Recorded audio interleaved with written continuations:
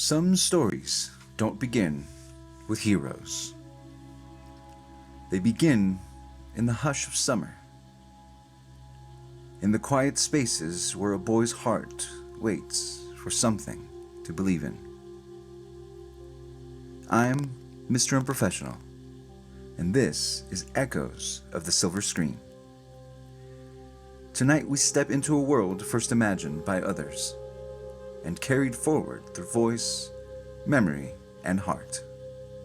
This is Episode 4. Secondhand Lions, where legends grow old. A shy boy, two wild, reckless old men, and a summer that taught them all that some stories are too true to ever fade. Welcome. Let's begin.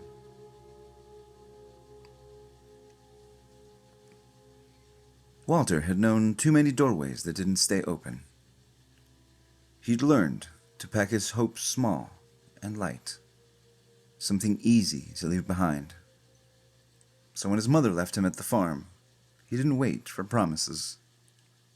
Didn't expect anything at all. The truck's rattle down the dirt road was the last sound she gave him.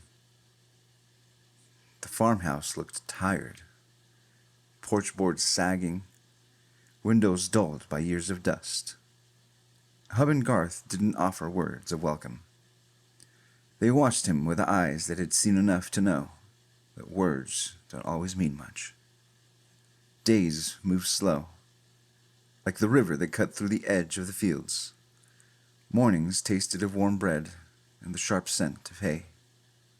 Evenings felt quiet, soft with the buzz of cicadas and the creak of old boards. Walter watched the way Garth's laughter sparked in the dust. The way Hub's silence felt like something solid. Not cold, but steady. At night, Garth would tell him stories. Not the small, easy kind. These were stories that felt too big for the quiet porch where they sat. He spoke of desert nights under a moon that burned like a silver coin, of caravans that stretched to the horizon and vanished with the dawn.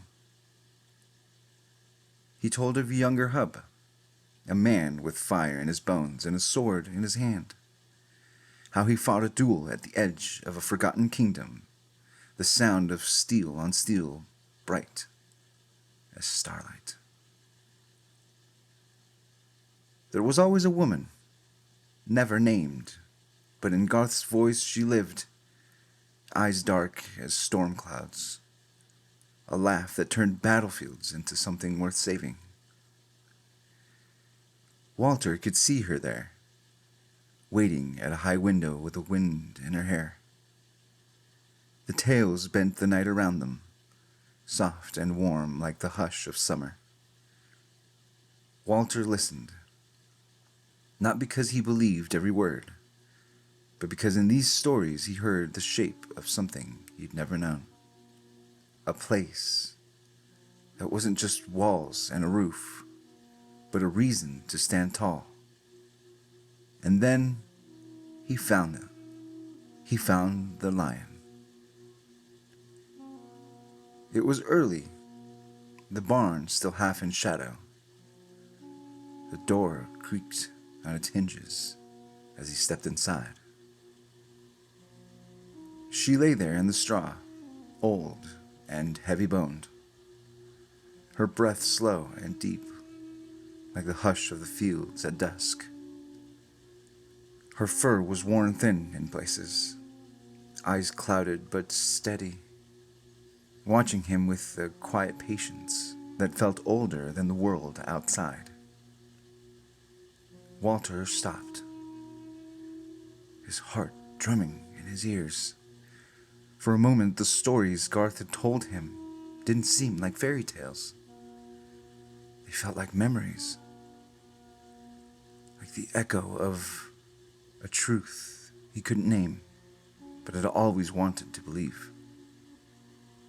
He didn't move closer, didn't dare break the fragile line between them. He just stood there, letting the weight of it sink in. Not a rumor, definitely not a game. It was real. In the days that followed, something shifted. The stories felt closer, less like dreams and more like a map. A way to find his place in a world that didn't always feel like it had room for him. The farm moved to its own rhythm. Hub and Garth let him be, but he felt their eyes on him.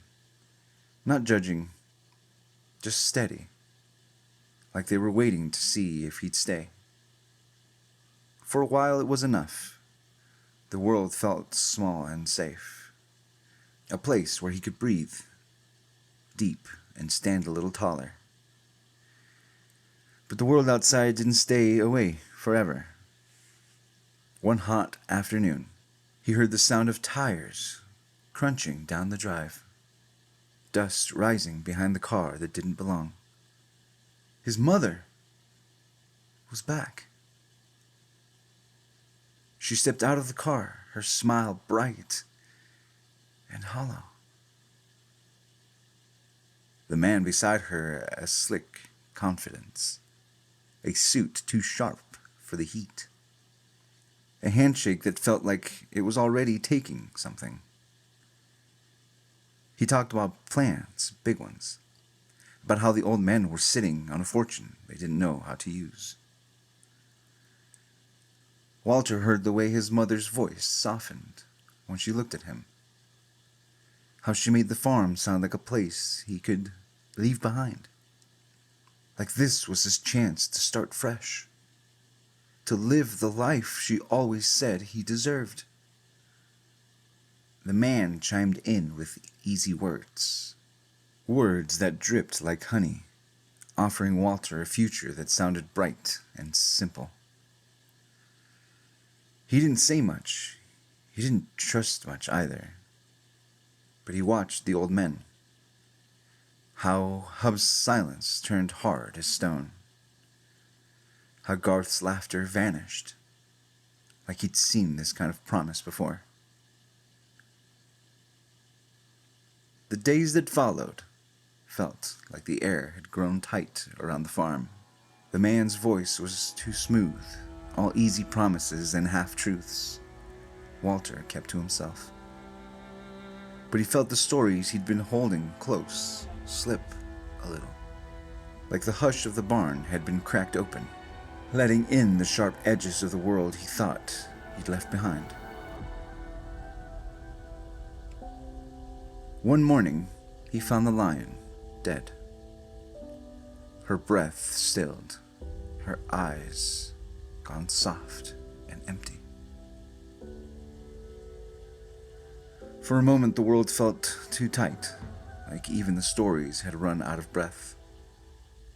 But when he looked at Hub and Garth, he saw something that didn't break. They didn't flinch. They didn't fold under the man's smile. And Walter realized that the stories weren't just words. They were the way you chose to stand, even when the world said you were done. He didn't say a word. He didn't have to. He chose them. Chose the laughter that lived in the cracks of the porch boards, the soft nights when the stories felt bigger than the stars. Chose the quiet weight of belonging that didn't need to be spoken out loud. Summer didn't end all at once. It slipped away in the long, slow hush of evenings and the gentle shadows of the fields. When the end came for Hub and Garth, it was gentle. No thunder, no final words. Just the last breath of summer and the quiet weight of lives lived on their own terms. Walter didn't bury them in the earth. He kept them close, in the stories they'd shared, in the steady way he stood. in the simple truth that some things are worth believing in, even if no one else does. If you stand out there where the fields turn gold in the light, you can still hear it. The hush of summer that never really left. The echo of laughter. The shape of something real and rare. Some stories don't end. They stay with us, quiet and true. And that's enough. Some stories don't end with the last page or the last breath. They live on in the quiet choices we make and the truths we carry in our bones. I'm Mr. Unprofessional, and this has been Echoes of the Silver Screen. Until next time, keep dreaming, keep remembering, and keep carrying the echoes forward.